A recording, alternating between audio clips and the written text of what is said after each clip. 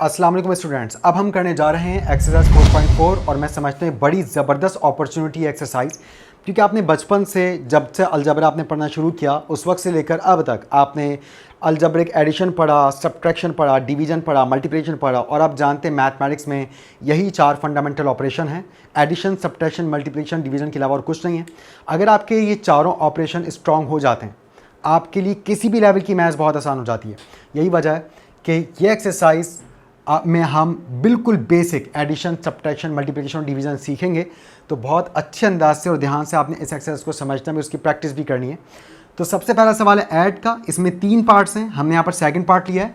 यकीनन पहला और थर्ड पार्ट आपने खुद करना अपने रजिस्टर्स में और सेकंड पार्ट भी करना ऑब्वियसली। तो ऐड करने का मतलब है सबसे पहले आप ये देख सकते हैं कि टोटल 3 एक्सप्रेशन हमें दी गई हैं। ये फर्स्ट एक्सप्रेशन है, ये सेकंड एक्सप्रेशन है और ये थर्ड एक्सप्रेशन है। ऐड करने का मतलब सबसे पहले ये कि आप इन तीनों एक्सप्रेशंस को एक साथ एक जान करके लिख दें, यानी कि इन तीनों एक्सप्रेशंस को एक एक्सप्रेशन बना दें। और ऐड करने का मतलब है जो टर्म जिस साइन में है आप उस टर्म को उसी साइन में लिखेंगे। तो यहां पर 4x² as it is plus 3y square minus 6x plus 4y minus 2x के पहले कोई साइन नहीं मतलब प्लस है, तो आगे प्लस 2x आ गया, फिर माइनस वाई स्क्वायर आ गया, फिर प्लस 3x स्क्वायर आ गया, माइनस 4y आ गया एज इट इज़, प्लस 3 आ गया। और यहाँ पर 6x स्क्वायर माइनस में, तो हमने भी यहाँ माइनस 6x स्क्वायर लिख दिया, फिर माइनस 2y स्क्वायर लिख दिया और माइनस 1 लिख दिया। अब क्योंकि हमें ऐड सब्ट्रैक्ट करना है और आप जानते हैं अलजबरा में एडिशन सब्ट्रैक्शन सेम टर्म्स में होता है, यानी कि एक्स स्क्वायर किस टर्म से ऐड या सब्ट्रैक्ट हो सकता है, जिधर एक्स स्क्वायर है बस उसी से। तो सबसे पहले अब हम सारे एक्स स्क्वायर को इकट्ठा करके एक जगह लिख देंगे। उसके बाद हम देखेंगे वाई स्क्वायर कहाँ का है, उन सबको एक जगह लिख देंगे। फिर हम देखेंगे एक्स कहाँ का है, उन सबको एक जगह लिख देंगे। फिर 4y को ढूंढेंगे, सिर्फ y को ढूंढेंगे, y कहाँ का है, उन सबको एक साथ लिख देंगे। तो अब हमारा ये स्टेप सिर्फ ढूंढने का है, यानी कि सारे एक जैसी टर्म्स को एक जगह जमा करना है। और यहाँ पर मैं ये काम करने से पहले आपको बता दूं कि आप एडिशन या सब्ट्रैक्शन 2 स्टेप्स 2 मेथड से कर सकते हैं। आपकी बुक में भी दोनों मेथड्स मौजूद हैं, एक है आपका हॉरिजॉन्टल मेथड और एक है वर्टिकल मेथड। लेकिन क्योंकि अब आप बड़े हो गए इसलिए अब आपको वर्टिकल मेथड करने की ज़रूरत नहीं है, क्योंकि जब आप बड़े हो जाते हैं तो फिर आप हॉरिजॉन्टल मेथड से ही अपना काम चलाते हैं। बिल्कुल इसकी मिसाल आप ऐसे समझ लीजिए कि अगर आज आपको कहीं 2 + 7 लिख कर दे रहा है कोई, तो और आगे कह रहा है कि जवाब लिखो, तो अब आप इसको वर्टिकली नहीं करेंगे, ऐसे नहीं लिखेंगे आप इसको 2 + 7 और यहाँ 2 लाइनें डाल दी, 7 लाइनें डाल दी, ऐसे आप 9 नहीं लिखने वाले, आप डायरेक्ट ऐसी 9 लिख देंगे, यानी कि आप इसको हॉरिजॉन्टली कर लेंगे। So now being a student of matric class there is no need to do it in vertical method, but if you like vertical method then no one can stop you. तो यहाँ पर हम बहरहाल horizontal method से ही करेंगे। 4x² और देखते हैं कहाँ कहाँ एक्स स्क्वायर है। ये रहा एक्स स्क्वायर, 3x², ये रहा x² माइनस 6x²। तो फाइनली सारी x² वाली टर्म्स हम लिख चुके हैं। अब y² वाली टर्म्स की बारी है, तो यहां एक y² वाली टर्म 3y², फिर एक y² वाली टर्म ये रही माइनस y², और एक y² वाली टर्म ये रही माइनस 2y²। अब हम x वाली टर्म्स को ढूंढने वाले हैं। तो एक तो ये है हमारे पास 6x माइनस में, फिर एक हमारे पास ये है 2x प्लस में, और हमारे पास कहीं x नहीं है। अब हम y वाली टर्म्स ढूंढ रहे हैं। तो एक तो y वाली टर्म हमारे पास ये रही 4y प्लस में, एक y वाली टर्म हमारे पास ये रही माइनस में 4y। क्या और कहीं y है? तो और कहीं पर भी y नहीं है। अब रह गए खाली नंबर्स।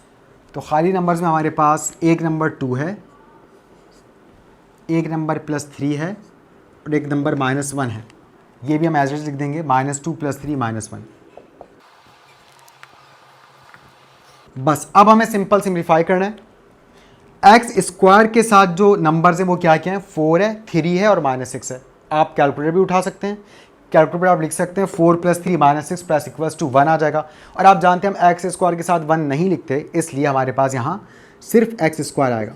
तो फाइनली इन तीनों एक्स स्क्वायर वाली टर्म्स का रिजल्ट आया 1x स्क्वायर। अब हम सारी वाई स्क्वायर वाली टर्म्स का रिजल्ट लेकर आएंगे। तो यहाँ इस वाई स्क्वायर के साथ 3 है, यहाँ इस वाई स्क्वायर के साथ -1 है, यहाँ इस वाई स्क्वायर के साथ -2 है।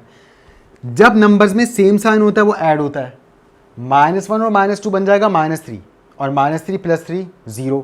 0 वाई स्क्वायर का मतलब है हमें वाई स्क्वायर वाली टर्म का जवाब लिखना ही नहीं है, क्योंकि इसका जवाब ही 0 आ गया, ये तो ख़त्म हो गया, इसलिए फाइनल आंसर में ये प्रेजेंट ही नहीं होगा। अब हम ज़रा एक्स वाली टर्म्स का हिसाब कर लेते हैं। एक्स वाली टर्म्स में एक नंबर है -6 और एक नंबर है 2 + 2। -6 + 2 कितना होता है? -4 होता है, क्योंकि आप जानते हैं आप 6 में से 2 को माइनस करेंगे 4 आएगा, और साइन हमेशा बड़े नंबर का लगाते हैं आप एडिशन सब्ट्रैक्शन में। तो इस x वाली टर्म्स का रिजल्ट बना -4x। और अगर आपको कहीं कन्फ्यूजन हो, अगेन आप कैलकुलेटर पर भी इसको चेक कर सकते हैं। आप लिखेंगे -6, फिर कैलकुलेटर पर लिखेंगे +2, फिर लिखेंगे प्लस इक्वल्स 2, तो आपके पास आएगा -4। तो ये आ गया -4x। अब y वाली टर्म्स का हिसाब कर लेते हैं। तो y वाली टर्म्स में +4y -4y, यानी कि इधर नंबर 4 है, इधर नंबर 4 है, 4 - 4 0 होता है।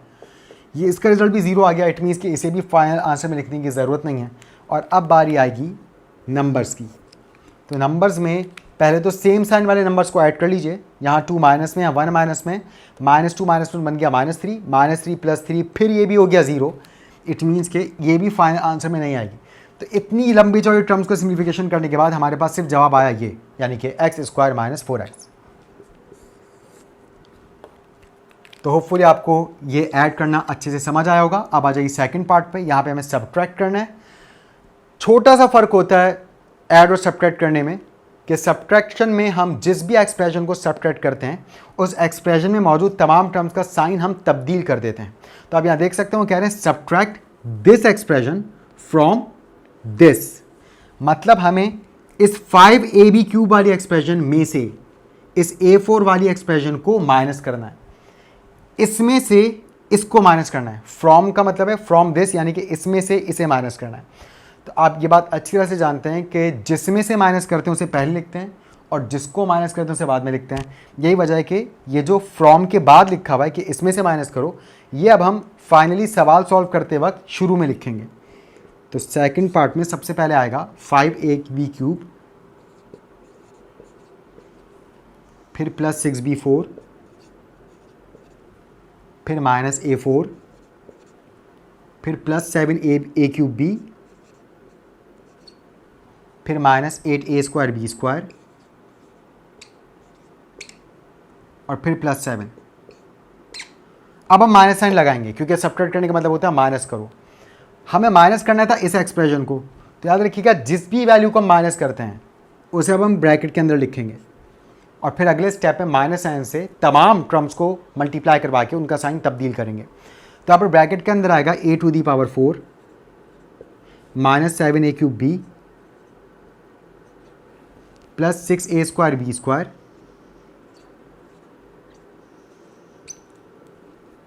यहाँ जगह कम है तो मैं इसको नीचे कंटिन्यू कर रहा हूँ, +5ab³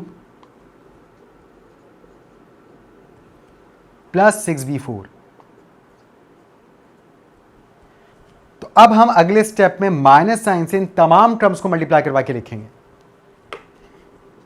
तो यहां पर फिलहाल 5ab³ as it is, +6b⁴ as it is, negative sign के बाद a⁴ as it is, +7a³b as it is, -8a²b² as it is, +7 as it is.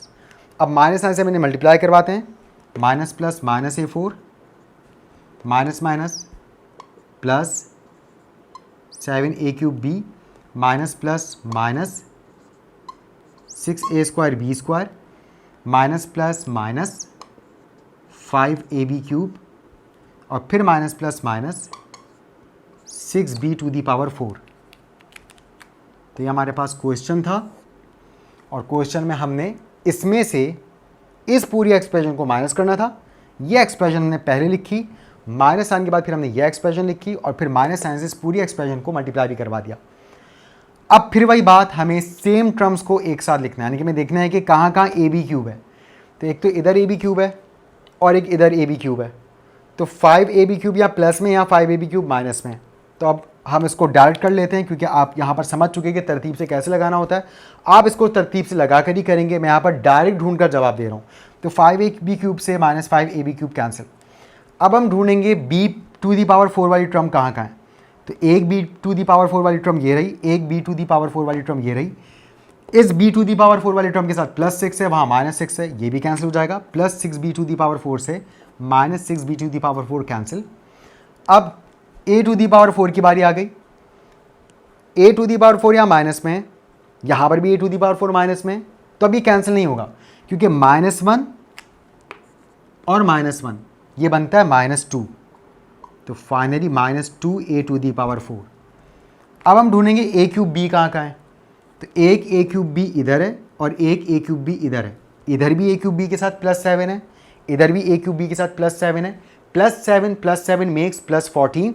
तो a³ b का फाइनल रिजल्ट बना +14। उसके बाद फिर a² b² वाली terms की बारी आ गई। इधर a² b² के साथ 8 है, और कहाँ है a² b² ये रहा। इधर a² b² के साथ -6 है और इधर -8 है। 8 भी माइनस में, 6 भी माइनस में, और जब भी नंबर्स में साइन सेम होता है वो हमेशा ऐड होते हैं, चाहे दोनों में प्लस हो या चाहे दोनों में माइनस हो। प्लस होगा तो जवाब प्लस में आएगा, माइनस होगा तो जवाब माइनस में आएगा। तो -8 और -6 मिलकर बनेंगे -14, यानी कि a² b² का रिजल्ट आता है -14। तो हम यहाँ लिख देंगे -14 a² b²। अब बारी आ गई है नंबर्स की। तो नंबर्स में एक है हमारे पास +7 और मजीद कहीं और कोई नंबर नहीं दिखाई दे रहा, यही वजह है कि आगे +7 एज इट इज आ जाएगा। तो उम्मीद है आपको सब्ट्रैक्ट करना भी अच्छे से समझ आया होगा। क्वेश्चन नंबर 1 में भी मैंने आपको सेकंड पार्ट करवाया है एडिशन के सवाल में। क्वेश्चन नंबर 2 जो कि सब्ट्रैक्शन का सवाल है, इसमें भी मैंने आपको सेकंड पार्ट करवाया है। क्वेश्चन नंबर 1 में भी आपने 1 और थर्ड पार्ट खुद अपने रजिस्टर में करना है। क्वेश्चन नंबर 2 में भी आपने 1 और थर्ड पार्ट खुद अपने रजिस्टर में करना है। और साथ ही साथ क्वेश्चन नंबर 3 बहुत आसान है, just like same as question number 1 है, same as question number 1। Question number 3 भी आपका होमवर्क है। क्वेश्चन नंबर 3 में कह रहे हैं P + Q + R मालूम करो। तो एक इस तरह की पूरी एक्सप्रेशन को उन्होंने P का नाम दे दिया, इस तरह की एक्सप्रेशन को Q का नाम दे दिया, इस तरह की एक्सप्रेशन को R का नाम दे दिया। तो P की जगह आपने P की वैल्यू पुट की, R की जगह आपने R की वैल्यू पुट की, Q की जगह आपने Q की वैल्यू पुट की और ऐड कर लिया बिल्कुल ऐसे ही। तो ये तीनों सवालात आपने अपने रजिस्टर्स में कंप्लीट करने हैं। इंशाल्लाह मिलते हैं नेक्स्ट एपिसोड में, तब तक के लिए अल्लाह हाफ़िज़।